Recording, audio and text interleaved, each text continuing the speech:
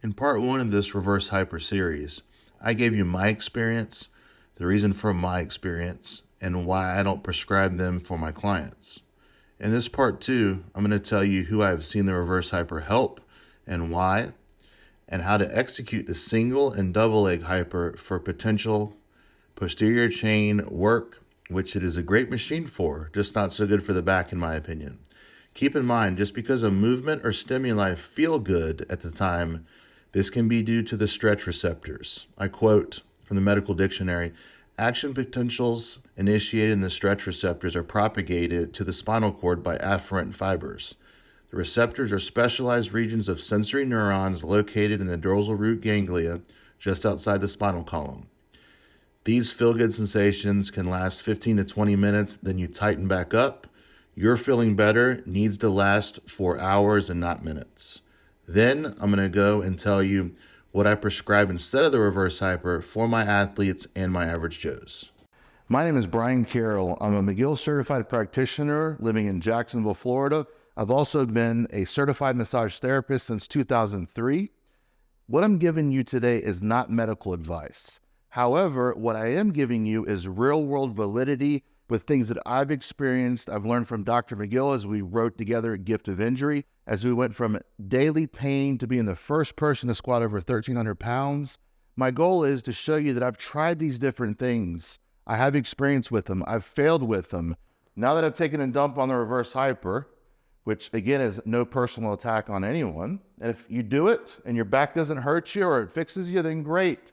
You don't need to watch this video necessarily. Now, some people with a compressed spine, meaning they don't have a disc pathology, they're just a little bit jammed up.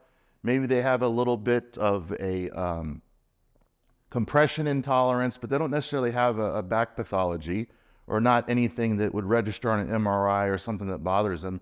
They just feel like they need a little bit of space. So sometimes a reverse hyper, when done appropriately and not doing the radical head swinging and flossing and flipping and flopping on the reverse hyper like you see overlaid here, which drives me absolutely nuts.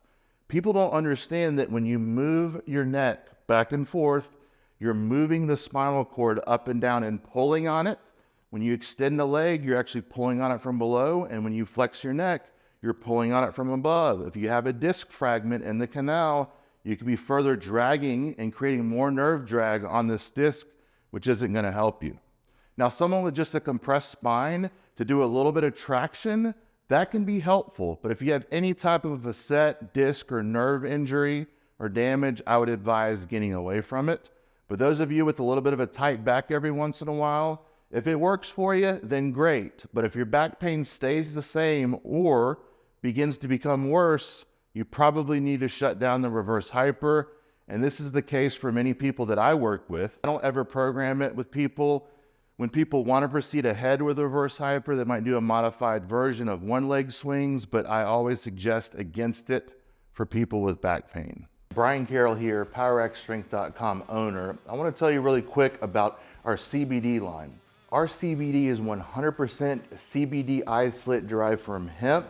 And this is within the parameters that go into effect. A new law in October of 2024, all of your full and broad spectrum CBDs are now illegal. Your Delta 8s are now illegal. The PRS CBD collection is made up of 100% CBD isolate in drops, 3 different flavors. We have balms in 4 different scents.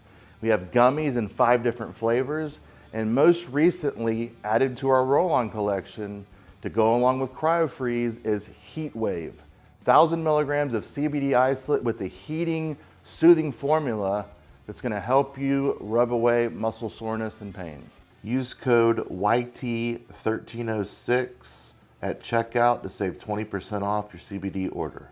For those that have tried the reverse hyper and have not gotten the results, here's some exercises that I use not just for powerlifters to rebuild them, not just for Green Berets and SEALs, not just for your average Joes and your athletes, your golfers, your UFC fighters, your baseball players. Tune the athlete for the demands of the sport. So a powerlifter is not going to need a bunch of bending and twisting and stuff. We're talking about needing rigidity like a powerlifter, or at times the Green Berets, which have to ruck with 120 pounds on their back and run up to 10 miles during Robin Sage or whatever it may be.